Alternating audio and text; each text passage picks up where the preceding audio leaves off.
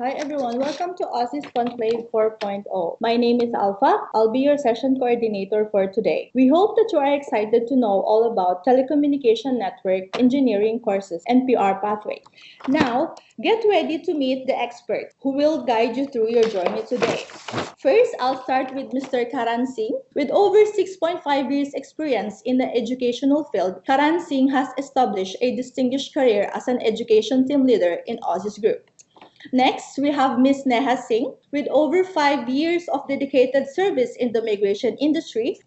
And next, we have Mr. Owen Yang. He is a registered migration agent from China, specializing in skill visas with his background. Last but not the least, Mr. Munish Luther. Munish Luther is a registered migration agent at the Parramatta branch of Aussizz Group. With over 2 years of experience, he is reliable and results-oriented professional. That's all, folks.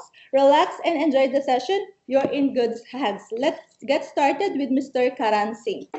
Thank you, Alpha. That was a great introduction about Aussies. So I'll just start about telecommunication technician. That's more of a very popular thing. You can say it's more of a popular designation, which is in the PR list. So what is a telecommunication technician? So a telecommunication network engineer is more of someone who plans, designs, and monitor complex telecommunication network and associated broadcasting equipments. So it's more of to do with something you can say about IP address, Wi-Fi, everything involved with NBNs and all. So this is also known as a communication specialist, telecommunication consultant, or you can say a telecommunication specialist. So it's more of a role with high level skills with the knowledge all about telecommunication industry and information technology, networking, which involves the IP address and everything into it. The main roles includes like they design and manage the wireless networks and telecommunication architecture for high-speed broadband capabilities. Also, can you move to the next slide, please? Yeah, so the career opportunities, there are so many of the career opportunities which our migration agent will really throw some light about what are the things. So the popular ones are telecommunication network designer, telecommunication network manager, network planner, then you've got a network manager, senior special technician, technologist, and you've got a telecommunication engineer also. So it's more of a very fast growing industry and it's like it's always booming. It never stops. So it's very good and it's all about the latest trend and techniques which are in the PR list. So we talk more about that. So yeah, we'll throw more light on that course. Yeah. So what is the main course? So the main course, which is at wet level, which is diploma and advanced diploma.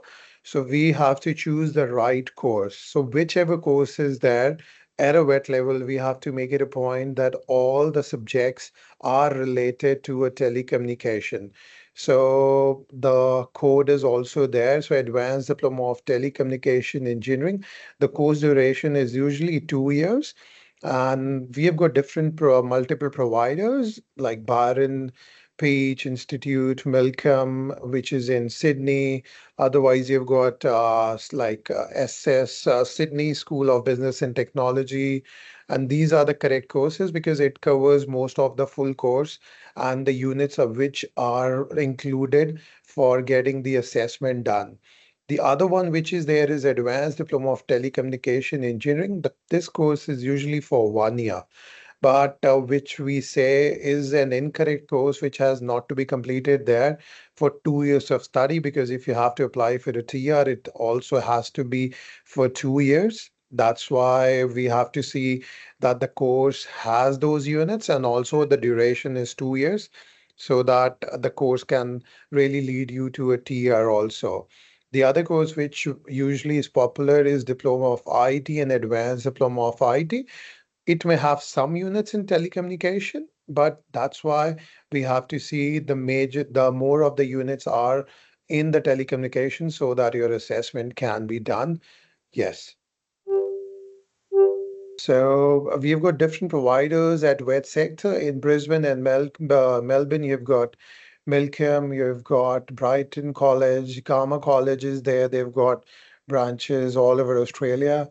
Then you've got Australian Engineering College and the Sacred Heart College, which also provides the Advanced Diploma of IT with specialization in telecommunication. You're in Perth and Adelaide, we have got Skills Australia, Valley International College, and VIT. In Sydney and Parramatta, we have got New Era Institute and Brighton Pacific Institute. The is usually between 19 to 22,000. It all depends upon the scholarships, what they're offering, but the course fees just usually is between that. And all the colleges have got monthly intakes. They also give you per month plans for that. So you've got a per month plans to pay the fees. So that really helps for anyone to really, for the students to really sustain, and they can pay per monthly. And do you know these courses can be studied on a 485 visa?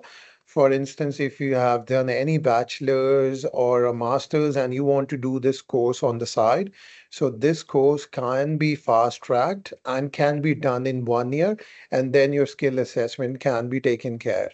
So yeah, this course, every colleges help you with some extra classes and help and everything. So they help you to get this degree completed in 1 year, and then the skill assessment can take part. So it is a very good pathway which you can open on a 485 visa, or you can say on any other visas also. If it's a 482 also, it can help you because on they can help you to do that course too on the side. So we've just got a small results by the full territory where you've got the highest proportions and everything. So New South Wales like tops the list where they have got a highest proportion of electrotechnology and telecommunication trade workers occupation, which is like assessed in the shortage. So then you've got Northern Territory, and then the remaining states have got 61, then Queensland has got 53. So this is like that way it can be really helpful to apply, and we can get the things rolling that way. So I would say it's a very good course to start your PR pathways if you are looking for some smaller course as wet level. So this course can really help you to start this, and it can help you to get your PR and skill assessment, and you've got a TR options also into it. So it's better to start this course. Next, if you have any questions, please. Thank you. Now I'll stop sharing my screen and Miss Neha will share her screen for the migration presentation. Thank you, Alpha. Thank you, Karan, for sharing such an insightful information regarding the courses and entry-level requirement for the telecommunication engineering occupations. So now, taking on forward the session, I would just like to add on that now I would be discussing about the telecommunication engineering occupations. What are the skill requirements for these occupations? And what are the PR pathways for people who are looking for these occupations as their pathway for PR in Australia? And what would be the state requirements for all the states for these occupations? So now I'll be sharing my screen with you, and I'll be discussing that all the telecommunication occupations with you. So these are the common telecom engineering occupations. These occupations have been divided into two units. The first unit with ENSCO code starting with unit code 2633. These are the occupations called as they are called in telecommunication engineering occupations, and the occupations with ENSCO code 263311 is telecommunication engineer, and the other occupation is telecommunication network engineer with ENSCO code 263312.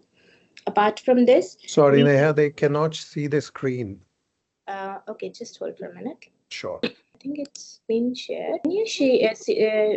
Is it visible now to you? You can see your screen before this, but it just got your calendar there. So Okay.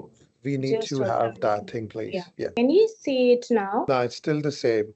The calendar. I've got your PPT. Should I share it? Just give me a second. Can you just hold for a minute? Sure. Now we can see it. It's good. It's Is good it now. good? All good? All good. It's all good now. Yes. Okay. So these are the basic occupations. The second group, unit group, is telecommunication technical specialist, which is 3132. So the occupation which fall under this unit group are radio communication technicians, telecommunication field engineer, telecommunication network planner, and the telecommunication technical officer and technologist. So now coming to what are the roles performed by the unit group, first to unit group, which is telecommunication engineering professionals. So these are two basically commonly known occupation which fall under this unit group: telecommunication engineer and the telecommunication network engineer. Both of these occupations are in the medium to long term list. um, their assessing authority is Engineers Australia. It means they can get their skill assessment from Engineers Australia done as a telecommunication engineer or as a telecommunication network engineer. So now basically what these telecommunication engineering professionals do. So these professionals design, construct, install, and service the telecommunication equipment, systems, and facilities. So now basically what we are looking forward is the qualification which a person should hold to be eligible for these occupation is either bachelor's or higher degree, which is in telecommunication. So now if we come to telecommunication engineer, they design and develop telecommunication systems, devices, and products, while a telecommunication network engineer plans, designs, and monitor complex telecommunication networks and broadcast equipments. Now coming to the next unit group, which is telecommunication technical specialist. These are the occupations which fall under this unit group: the telecommunication field engineer, network planner, and the technician or technologist. So now when coming to difference between these two unit group, all the occupation fall in this MLTSSL list. Their skill assessing authority is Engineers Australia, but the difference lies in their qualification and the skill level. So first two groups, the telecommunication engineer and the network engineer, they fall in skill level 1 and they require bachelor's or higher degree for them to be qualified for these occupations through Engineers Australia. While for field engineer, network planner, and telecommunication officer or technologist, they fall in skill level 2, though they are in MLTSSL list and they are assessed through Engineers Australia. The difference lies between in their qualification.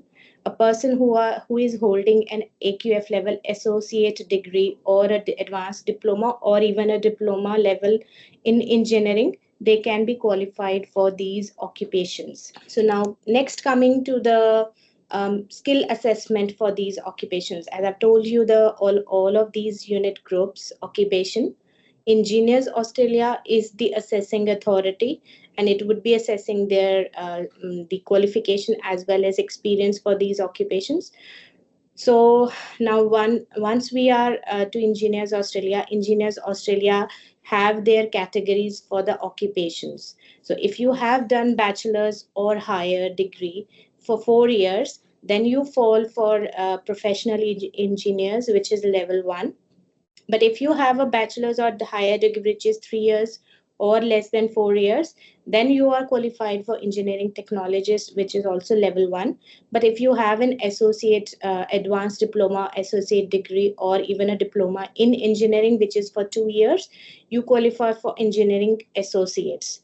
Now coming to the requirements for Engineers Australia, as all of you know, must be knowing that for the skill assessment through Engineers Australia, you require English also. So the minimum requirement to be eligible for the skill assessment is competent English, which must be taken in the last 2 years. Or if you have done an engineering Australian undergraduate engineering qualification, you might waive off that requirement for the PT or IELTS. Your master's must be 92 weeks, or if you have done PhD program at an Australian university, or if you are a passport holder of specific eligible countries, then that English requirement is waived off. Now coming to the pathways for the skill assessment through Engineers Australia, the pathways are accredited qualifications and the non-accredited qualifications.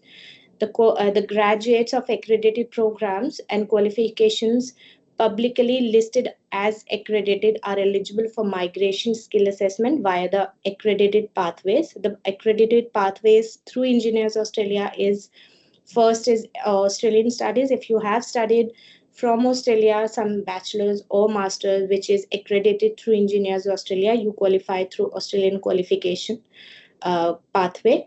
Otherwise, few qualifications fall under Washington Accord, Sydney Accord, and Dublin Accord. But if your qualification is not accredited, non-accredited qualifications has to go through CDR pathway for their skill assessment through Engineers Australia.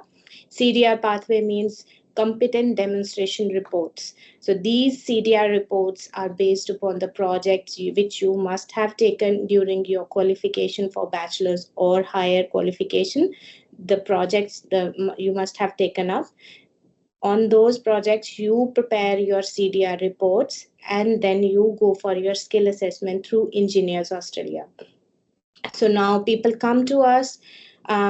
As I would just like to add on, few of the people come here in Australia to study higher degree in engineering, but they are not aware that their bachelor's in engineering is eligible for the skill assessment, not through accredited pathway, but through the non-accredited CDR pathway. They can still pursue their PR pathways after getting their skill assessment done through Engineers Australia in any of the occupation. Maybe it would be a professional engineering occupation or an engineering technologist. So coming to the next, I would like to discuss all the states for these occupations for the PR. Generally, broadly speaking, the PR options available for all these occupations are GSM visas, which include 190, 189 and 491.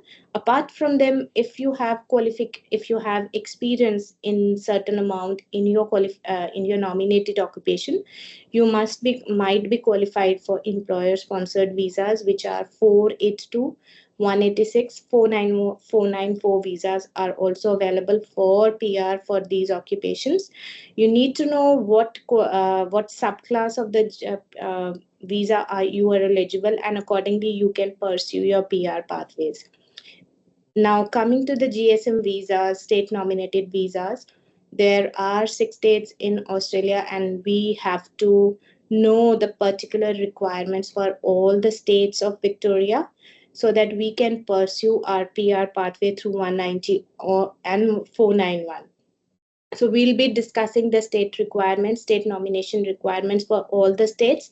So I'll be covering up the first state, which is Victoria.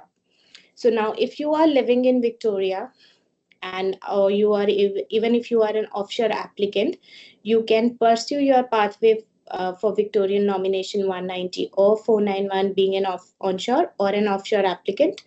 So now I'll be discussing first the 190 requirements for onshore applicants. For 190 Victoria, you should be living in Victoria and you should be working in your nominated occupation or any skill level 1, 2, 3 job, or even if you are not working in your nominated occupation, that is still okay.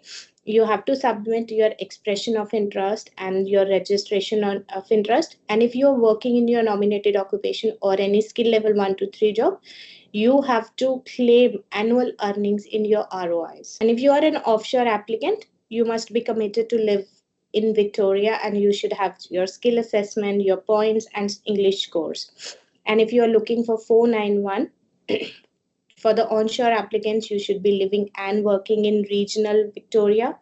You should be working in your skill level 1 to 3 job, or you should be working in your nominated occupation. That is the requirements for 491. And for offshore applicants, if you are offshore, you cannot claim your earnings in your registration of interest. But Victoria is prioritizing, I would just like to add on, Victoria 491 Victoria State is prioritizing offshore applicants who are working in healthcare, social work, or education.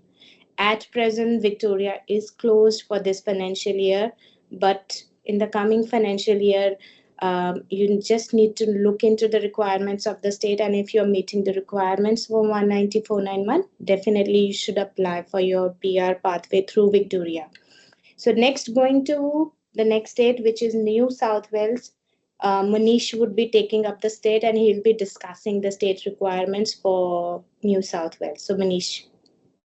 Thank you, Neha.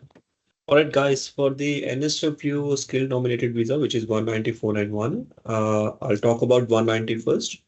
For onshore applicants, NSW only has residency requirement, which means you do not need to be working in the field like other states, most of the other states.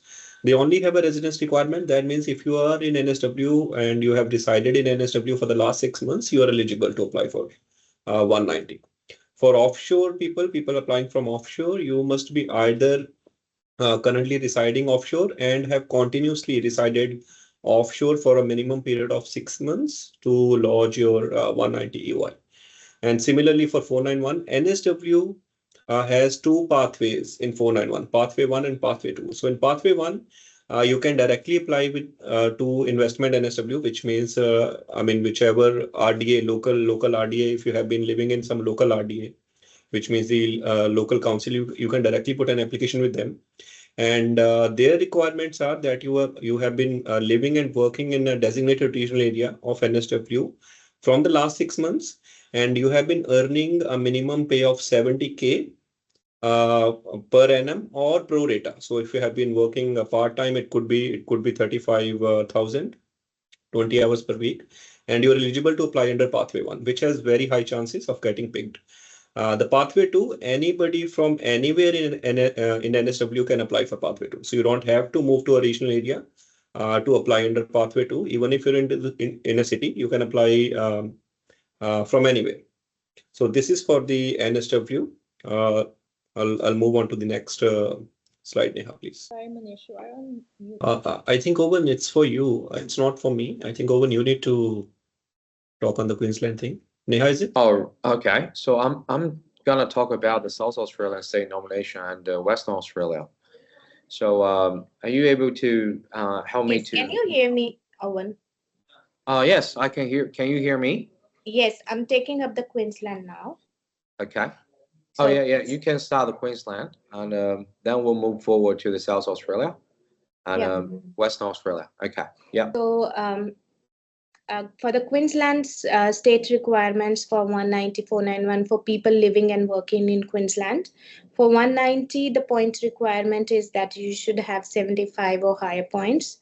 For a few trade occupations, for example, for a chef, it can be 70 required for 190. And for 491, the points requirement is 65 points or higher. So now coming to the occupation list, Queensland do not have any specific skill list for the state. They go with the Home Affairs list, SOL list. So your occupation should be available on the Home Affairs relevant list of eligible skill occupations. Same is for 491.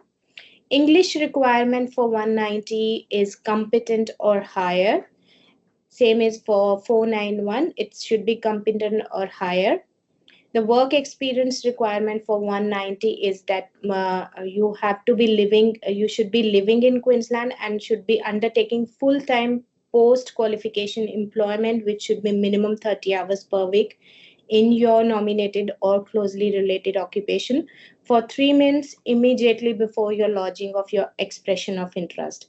The employment still be employed in the nominated or closely related occupation when your EOI is assessed. Same is for 491. You should be living and working in regional Queensland and have full-time post-qualification employment of 30 hours per week in your closely related or nominated occupation at that time of lodging your expression of interest, and you still be in the role as should be working in your nominated occupation when your EOI is assessed. Now, evidence of ongoing employment. When you have lodged your expression of interest, you have to provide an evidence that you have an ongoing full-time employment for a further 12 months at the time of lodgement in your nominated occupation. And for 491, you should provide the evidence that you have an ongoing full-time employment in regional Queensland for further 6 months at the time of EOI lodgement in your nominated occupation. Apart from this, you have to commit that you should be living in Victoria, in Queensland for next 2 years for 190, and you should make a commitment of living and working in Queensland for next 3 years for 491. Apart from this, Queensland have another stream, which is the graduate stream. So the graduates of Queensland University for 190, you should have 75 points or higher for 190. You should be living in Queensland and be working, and your occupation should be on the list. Should complete your whole 100% of your studies should be completed in Queensland. It can be higher qualification or it can be wet sector. You should have graduated in the last 2 years. And for 491 graduate stream, you should have at least 65 points or higher. For 491 visa pathway, you should have completed your 100% of your studies in Queensland, and the studies should be completed in the last 2 years. Your occupation should be on the list for Queensland, not for Queensland, on the Home Affairs. Apart from this, there are additional eligibility criteria to each graduate pathway. If you have done PhD or doctorate, you should have a positive decision on your thesis.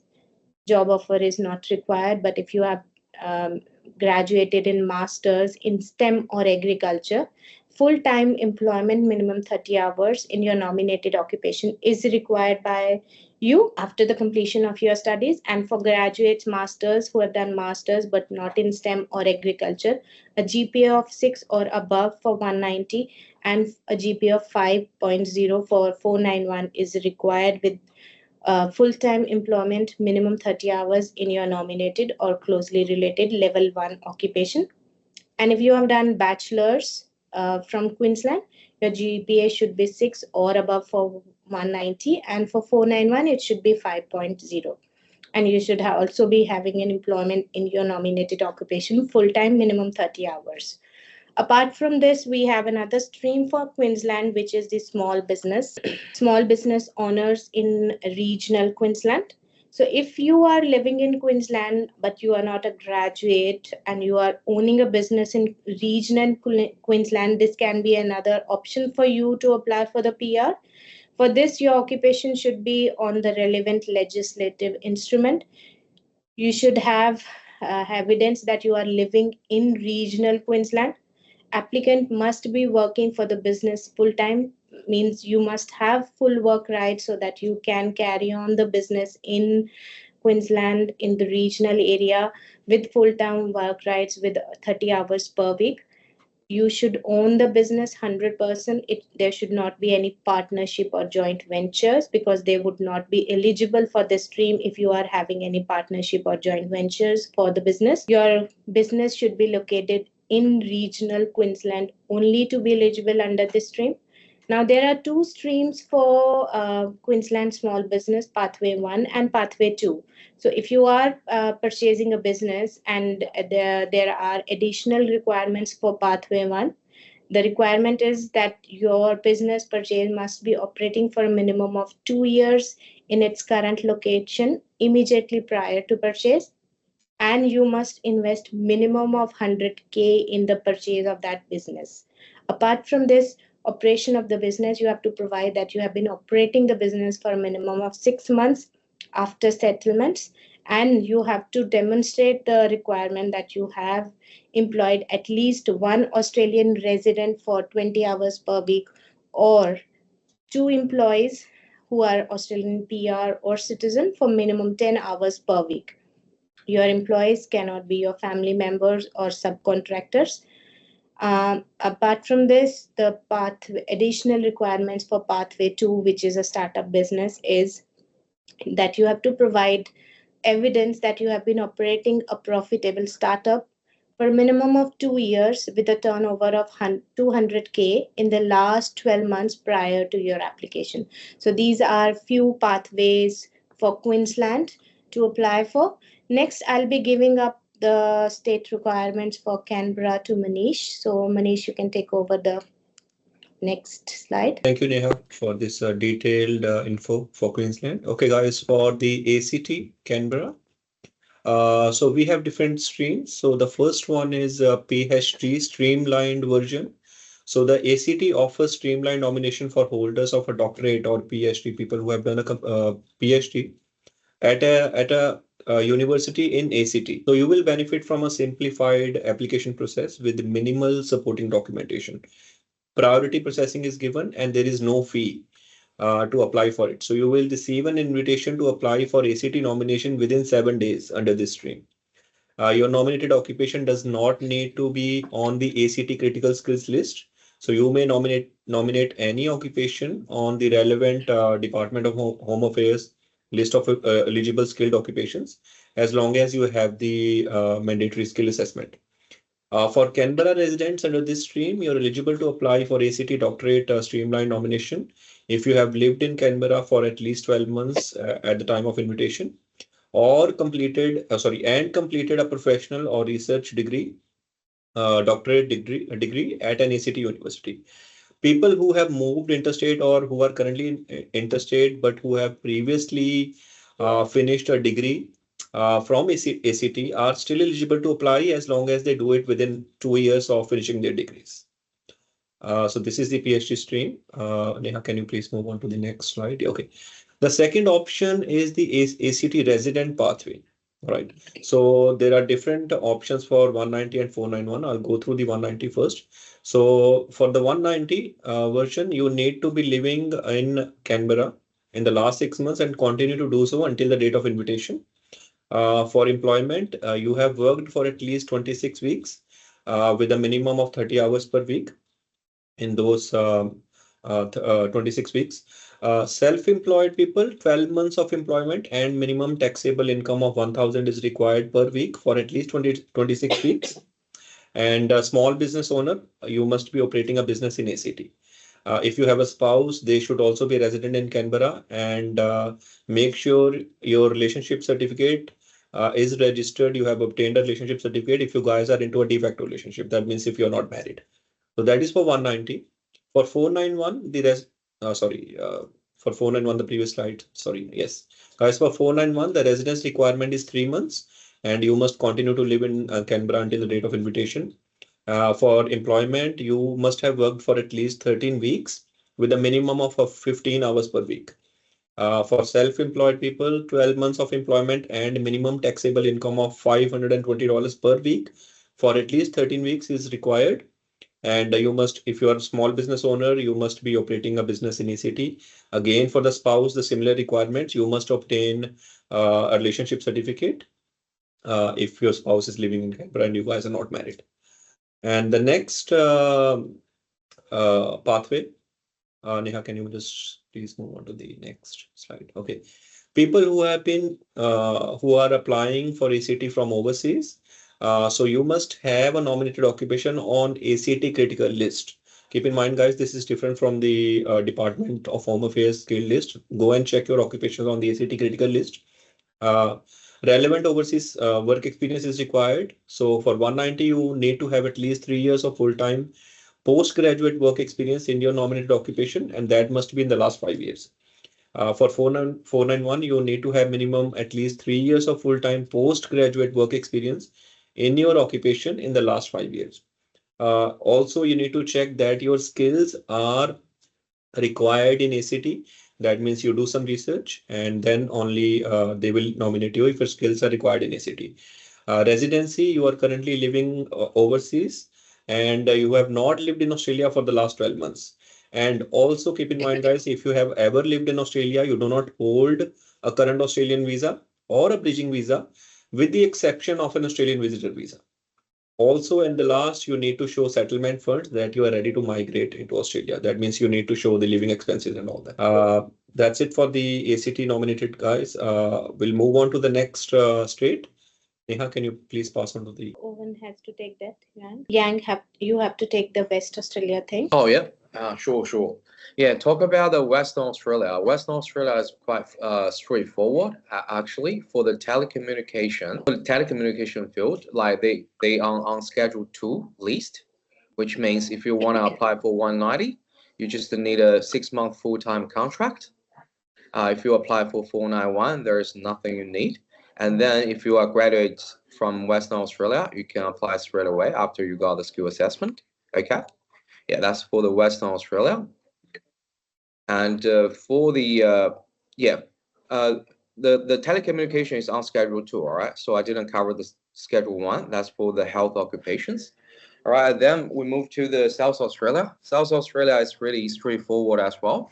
Like they have 3 streams, but mainly we target 2 streams. One is South Australian graduate stream. Another one will be working in South Australia. So the difference is just that you finish the school in South Australia, and another one will be you finish the school from other states and you come to Australia to work. And then you must be living in South Australia for at least 12 months, and you must work in your nominated field or closely related field for more than 6 months and more than 30 hours per week. Then you will be eligible to apply for 491 and 190. And then depends on, they will make a decision whether which one they want to give to you, 190 or 491. So basically Western Australia and South Australia is very straightforward. So if you have a job, you have a full-time contract, or even you just finish the school from Western Australia, like you can apply. Okay, so in South Australia, it's just you have to find a job in the closely and nominated field. You can apply. Yeah, that's it. It's pretty straightforward. All good. Thank you, Yang. Yeah, thank you. The next state I would be taking up is Tasmania state nomination. So for Tasmania 190 nomination criteria, the pathways are graduate pathway, employment pathway, established resident pathway, and overseas applicant pathway. So if you are looking for 190 as a skilled graduate pathway, you should have studied 2 years in Tasmania, priority based on further employment requirements. And if you are working in Tasmania through, you can apply for 190 through skilled employment pathway. Your employment must be in an occupation which is listed on the TOSL list, Tasmanian onshore skilled occupation list, and you should be working in Tasmania for 6 months, at least part-time in Tasmania. Priority would be based upon further employment requirements. If you are looking to apply for 190 Tasmania through established resident pathway, then you should have lived for 3 years and meet the further requirements for this pathway. And if you are an offshore applicant, you must have a skill assessment in your nominated occupation. Occupation can be related to health mentioned on the list, and if you have received a job offer from Tasmania and meet further requirements, you can apply as an offshore applicant for 190. And if you're looking for 491 Tasmania as a graduate pathway, you should have studied for 1 year in Tasmania. Priority would be based upon further employment requirements. And if you're looking to apply for 491 skilled pathway, you should work for 6 months part-time in your ENSCO level 1 to 5 or 3 months part-time in your own field, which is on the TOSL list. Priority would be based upon further employment requirements. And if you are looking to apply as an established resident pathway for 491 Tasmania, you should have lived in Tasmania for 2 years, and employment should be in Tasmania ENSCO level 1 to 5. And if you are an offshore applicant, there is another pathway. Operate a business in Tasmania. Operate a business for 12 to 18 months for 491. 491 is not open to offshore applicants. These are the requirements for state nomination for Tasmania 190 and 491. After this, we'll be discussing the requirements for Northern Territory. So Northern Territory at present is closed for this financial year. They have 2 pathways, which is NT graduates and other residents. If you have completed your studies for 2 years from NT and have demonstrated and sustained effort, you have shown that you have an evidence that you have made effort to get an employment, in your nominated occupation from an employer in NT or a closely related occupation, then you can apply for the state nomination under this stream. But if you are a resident skilled migrant who are living in NT and you hold a temporary visa with work rights and you are living in NT for the last 12 months and work for 6 months full time in your nominated occupation or in a critical sector which is health, age, disability, education, or hospitality, and you have your employer must have a record of trading for the last 12 months in Northern Territory, you can take up the pathway for applying as an NT resident for 19491. These are the requirements for the Northern Territory. I think we have covered all the states' requirements for Australia 19491. Thank you. Thank you. Thank Thank you, you. everyone. Thank Thank you. you. Bye. Bye.